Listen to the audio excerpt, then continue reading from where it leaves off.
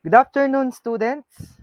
Welcome to Mike Elevate class, where elevating educational experience is our main pursuit with Sir Rufon John Michael. Welcome to English 8 class. And with that, can someone please lead a prayer? Yes, Mr. Lakaba? Oh, thank you, Mr. Lakaba, for that wonderful prayer. So for our house rules, can anyone please read the house rules? Indeed. Thank you for reading, Mr. Um, Trinidad. And now, for the attendance, may I call on the class representative? How's the attendance for today? Oh, that's great to hear that you are complete for today's schedule. All right. So now, before we proceed to the lesson proper, is anyone of you familiar in terms of the Kahoot website? All right, so all of you are familiar in this website. Now, before we proceed to the lesson proper, you are going to be a what? Language detectives. And with that, being a language detectives, here is the direction. Can anyone please read the direction?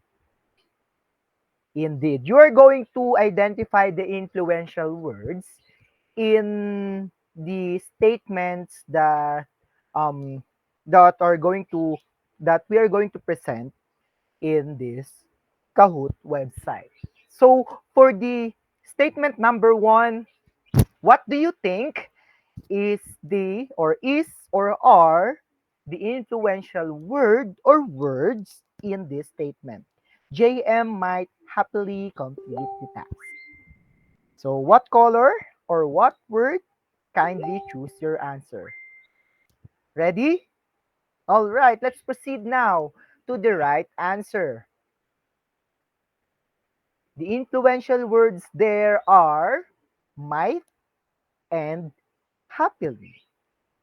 And for the next statement, which is Rufon should carefully consider their options. What do you think is or are the influential word or words in this statement? Kindly choose your answer. All right, so the correct answer rather must be should and carefully. Sorry for this typo or typographical error, or I mean missed um wrong answer here. Consider is the wrong answer there, and the right answer must be the color green. All right. So for the next one, which is the last number. All right. So we must pay. We must patiently wait for the results. What do you think, guys, is the answer? Yes, Mr. Trinidad?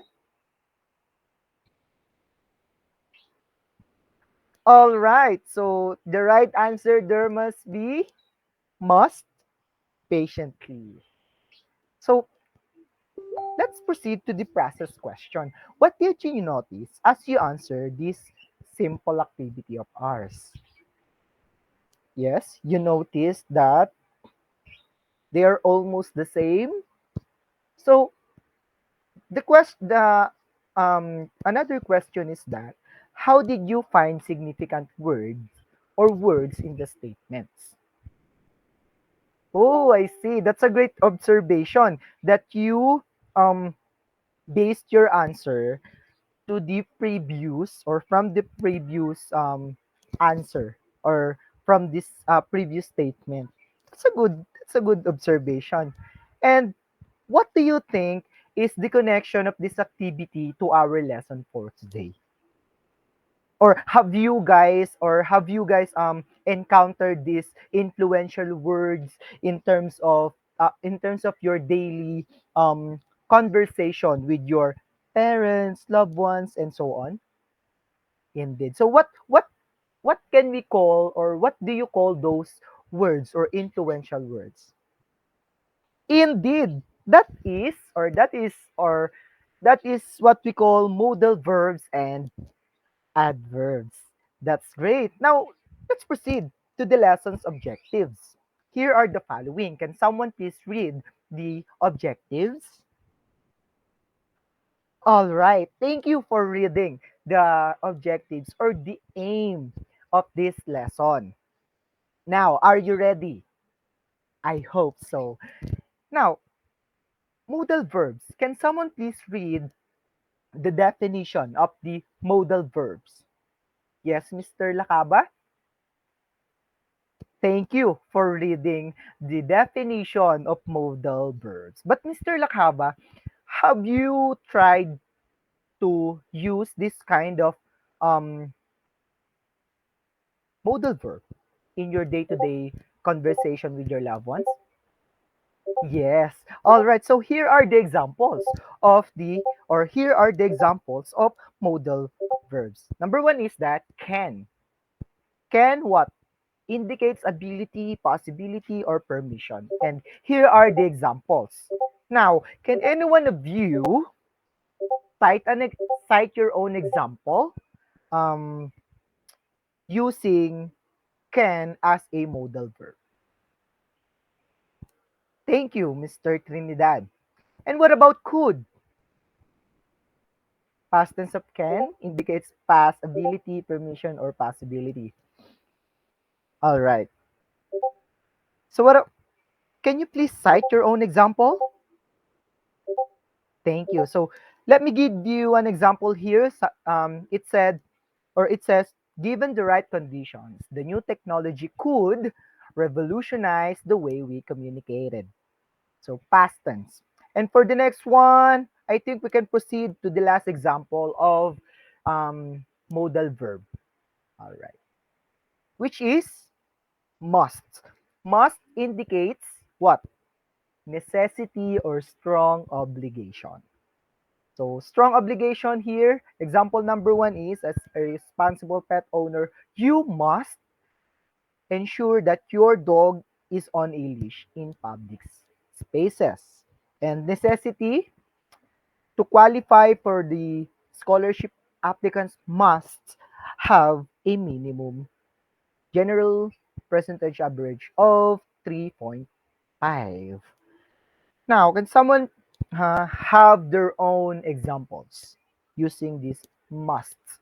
Either of the two. Thank you, Mr. Lakaba, for that example, which you use must as a strong obligation. All right, let's proceed to the modal adverbs. So, modal adverbs is what? The term modal adverb is or can refer to an adverb that modifies or adds meaning to a sentence in a manner that expresses modality, indicating possibility, necessity, probability, and etc.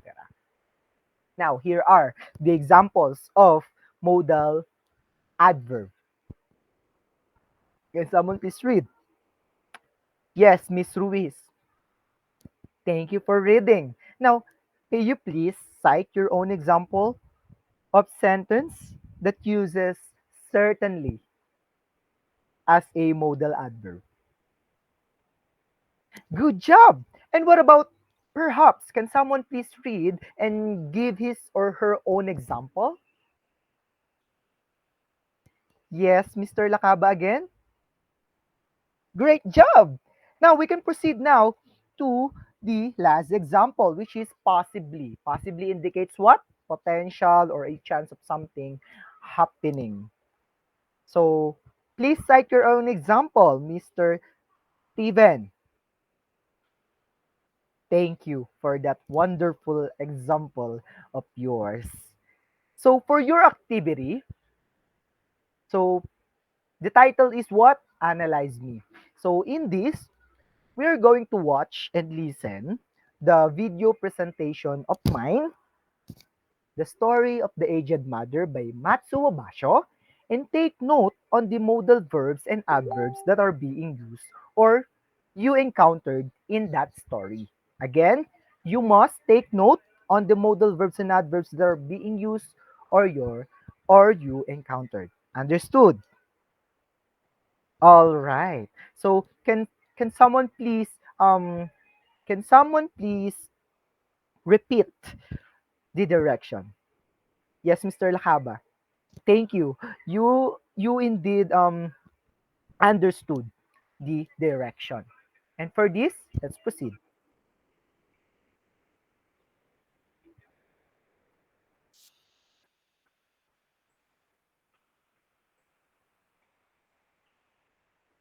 All right.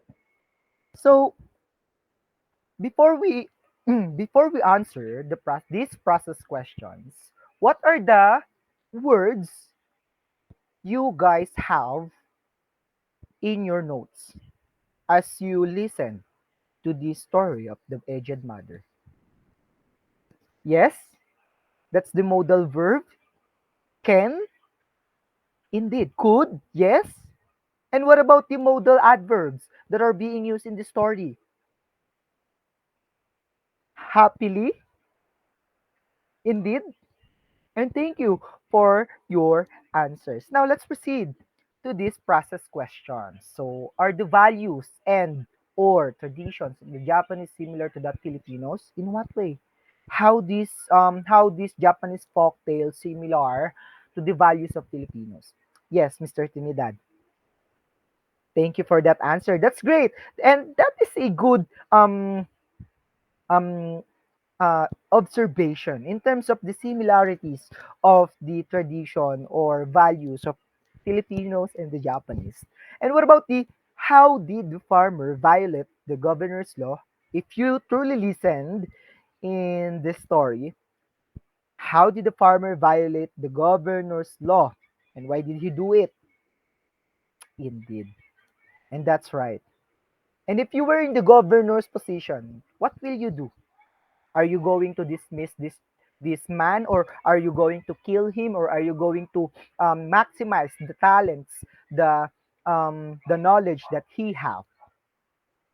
Yes, indeed. And thank you for that wonderful answer. And now let's proceed to your group activity. For your group activity, given the presentation of mine a while ago as a group, for 15 minutes, write a reflection paper about the story of the aged mother by Matsuo Basho. Make sure that you employ modal verbs and adverbs. After that, share your reflection in front of the class. Are you ready? All right. So, but before that, you must going to adhere or you must adhere to this criteria so that I will grade you not just by my own standard but by this objective standard. Are you ready? All right. So, for the content and understanding, 5 is the highest, 1 to 3 is the lowest, and most use of the modal verbs and adverbs, same with that, and presentation to the class, 5 is the highest, 1 to 3 is the lowest. All right. So now, for your evaluation.